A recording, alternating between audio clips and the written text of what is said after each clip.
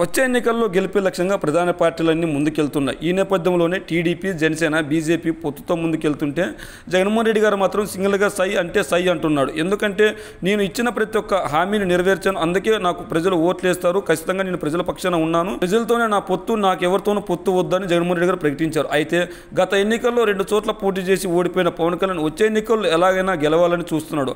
అందులో భాగంగా ఈసారి భీమవరం నుంచి పవన్ కళ్యాణ్ పోటీ చేస్తాడని అందరూ భావించారు. అయితే భీమవరం నుంచి గాక పిఠాపురం నుంచి పోటీ చేస్తున్న పవన్ కళ్యాణ్ చూసి అందరూ నవ్వుకుంటున్నారు. ఎందుకంటే ఓడిన చోట గెలవాలని ఎవరైనా ప్రయత్నిస్తారు, కానీ ఎక్కడో ఒక చోటుకి వెళ్ళి గెలవాలని ప్రయత్నించే వారిని పవన్ కళ్యాణ్ చూస్తున్నాను అంటున్నారు. మరి ఏదేమైనప్పటికీ పవన్ కళ్యాణ్కి పిఠాపురం గెలవడం అంత ఈజీనా అంటే ఖచ్చితంగా కాదని తెలుస్తుంది. ఎందుకంటే మెజార్టీ సార్లు ఇక్కడ కాపు నేతలు గెలిచినప్పటికీ వైఎస్ఆర్ కాంగ్రెస్ పార్టీ కూడా కాపు నేతలనే బరిలో నింపుతుంది. అందులో భాగంగా పిఠాపురం నుంచి పవన్ కళ్యాణ్కి చాలా కష్టమే అని చెప్పాలి. ఎందుకంటే పిఠాపురం నుంచి మరో వ్యక్తి బరిలో నిలబడుతున్నారు. ఎవరంటే సినీ డైరెక్టర్ రామ్ గోపాల్ వర్మ ఖచ్చితంగా పిఠాపురం నుంచి నేను కూడా పోటీల్లో ఉంటానని చెప్పాడు.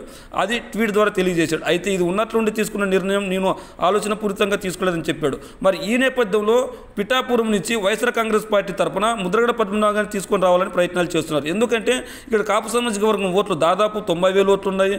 మరి అదేవిధంగా బీసీ ఓట్లు 80,000 ఓట్లు ఉన్నాయి. మరి ఈ నేపథ్యంలో మరి ఇక్కడ ఎవరిని బరిలో దింపితే బాగుంటుందో మీ కామెంట్ రూపంలో తెలియజేయండి. మరి పవన్ కళ్యాణ్ తట్టుకొని పిఠాపురంలో గీతా గారు నిల్చుంటారా, మళ్ళీ లేదంటే ముద్రగడ పద్మనాభం గారు నిల్చుంటారా అంటే ఎవరు నిల్చున్నా వైఎస్ఆర్ కాంగ్రెస్ పార్టీదే గెలుపు అని చాలామంది విశ్లేషణలు చేస్తున్నారు. ఎందుకంటే ఇప్పటికీ ఇంటింటి ప్రచారం చేసింది పవన్ కళ్యాణ్ ఇప్పుడు ఉన్నట్లుండి వచ్చి ఇక్కడ చేసేది ఏం లేదు అని తెలియజేస్తున్నారు. మరి భీమవరం గాజువాక నుంచి పారిపోయి పిఠాపురానికి పవన్ కళ్యాణ్ రావడాన్ని మీరు ఎలా చూస్తారో మీ కామెంట్ రూపంలో తెలియజేయండి.